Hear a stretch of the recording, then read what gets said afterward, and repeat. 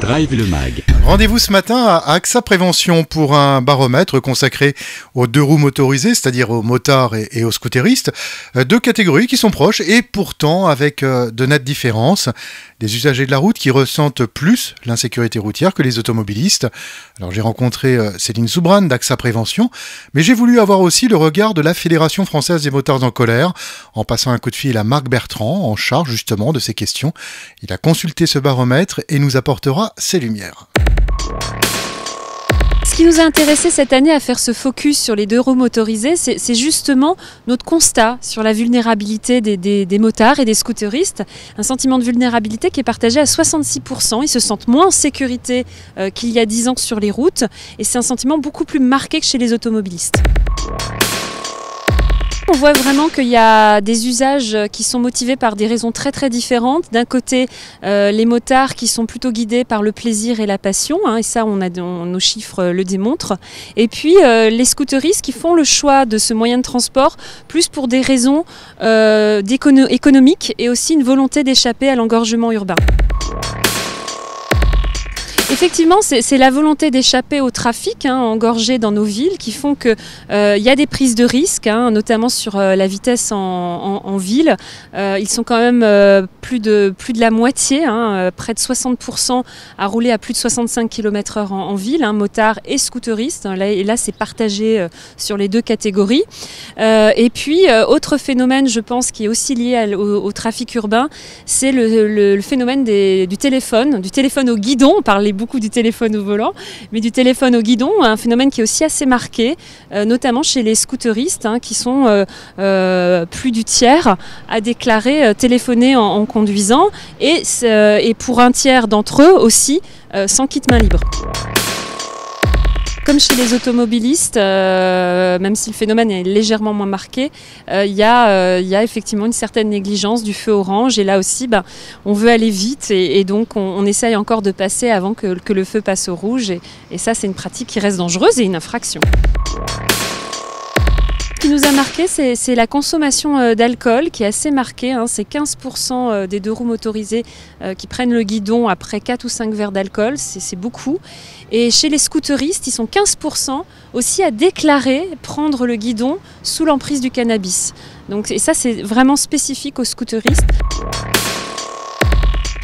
Il y a eu une amélioration ces dernières années sur l'équipement de la part à la fois des motards et des scooteristes, mais les scooteristes sont quand même très nombreux à rouler insuffisamment équipés et 1 sur 5 à ne pas porter de gants. Et je ne parle pas du blouson, des chaussures renforcées. C'est des pratiques qui ne sont pas encore assez répandues et qui renforcent la vulnérabilité, notamment des scooteristes. Il y a 2 ans, on avait publié un guide pour les motards et cette année, il nous a vraiment paru nécessaire aussi de faire la même chose pour les scooteristes qui en plus ont une formation plus légère que les motards et du coup le guide leur sera d'autant plus utile, un guide qu'on va diffuser gratuitement à 50 000 exemplaires sur simple demande sur notre portail axaprévention.fr ou dans les agences AXA. Alors un baromètre qui fait un point déclaratif sur les deux roues motorisées, des conclusions qui n'étonnent pas Marc Bertrand en charge du dossier à la Fédération française des motards en colère. C'est pas étonnant puisque c'est ce qu'on dit depuis de nombreuses années déjà, que c'est le fruit du travail aussi qu'on a développé avec la Fédération des motards en colère et ses structures de formation, ses structures d'assurance, ses structures d'information avec Moto Magazine. Les motards, ce sont les conducteurs qui adoptent d'eux-mêmes une prise en compte qui va au-delà de ce qu'impose la réglementation à l'ensemble des conducteurs. Par exemple, l'équipement, on voit dans l'étude que les motards sont les conducteurs les mieux équipés comparativement aux automobilistes qui passent aux deux roues, qui vont conduire des scooters en ville. Mais ça n'a rien d'étonnant. Les motards lisent de la presse moto, ils ont des assureurs qui les sensibilisent aux questions de protection. Les motards sont généralement choisissent leur engin, ils sont passionnés par leur type de véhicule. Ils ont bien compris que c'était le véhicule idéal dans leur déplacement quotidien quand il s'agit d'accomplir des trajets domicile-travail. Le bémol, c'est sur les scooteristes en fait qui utilisent vraiment le deux roues. Alors pas forcément comme engin de passion, mais plus comme outil pratique. Oui, oui. Alors effectivement, eux, on s'aperçoit dans cette étude qu'AXA vient de publier, qu'ils sont effectivement moins conscients des risques qu'ils encourent en circulant en deux roues, qu'ils sont moins bien équipés, qu'ils relâchent plus facilement leur attention. On voit que par exemple, ils se mettent à utiliser des moyens de téléphonie au guidon. Alors que c'est déjà dangereux en voiture, mais alors à deux roues, il faut vraiment pas le faire, quoi. Et pourtant ils le font. S'ils le font, c'est qu'ils pensent que leur besoin de communiquer en permanence et de téléphoner est plus important que la nécessité de ne pas avoir d'accident qui pourrait très certainement faire d'eux des victimes avec des blessures.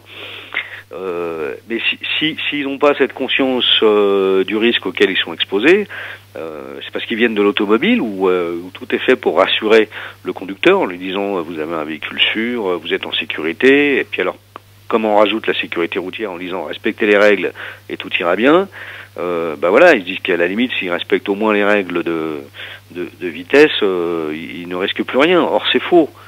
C'est faux. Des accidents sont toujours la concomitance de plusieurs interactions, distractions entre différents usagers de la voirie qui vont se rencontrer à un moment et qui vont mal se rencontrer parce que y en a un qui vient de griller un feu orange pendant que l'autre est en train de téléphoner. Il y en a un qui est mal équipé. Il y a l'autre qui roule un peu vite. Et puis voilà, ce qui aurait pu se traduire par un simple accrochage entre automobilistes. Dès que vous mettez un deux roues motorisé impliqué dans l'accident, ça devient tout de suite des blessures qui peuvent être très graves. Donc le problème de ces usagers en deux roues motorisés, qu'on appelle nous les motomobilistes, c'est qu'ils sont pas suffisamment formés.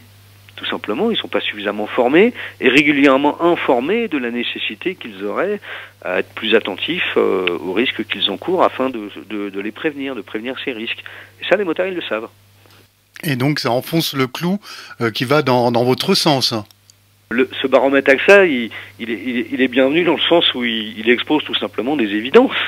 Mais bon, si c'est des évidences qui montrent que les usagers en deux roues motorisés sont des conducteurs plus impliqués que les autres et que parmi les conducteurs en deux roues motorisés, les motards sont encore plus impliqués que les motomobilistes à leurs propres enjeux de sécurité routière, et tant mieux. Si ce baromètre le démontre, alors que nous le disons nous aussi à la Fédération des motards en colère, c'est qu'il y a convergence de points de vue de la part de gens qui savent de quoi ils parlent dès qu'il est question de deux roues motorisés. Merci Marc Bertrand. Je vous en prie, bonne route à tous.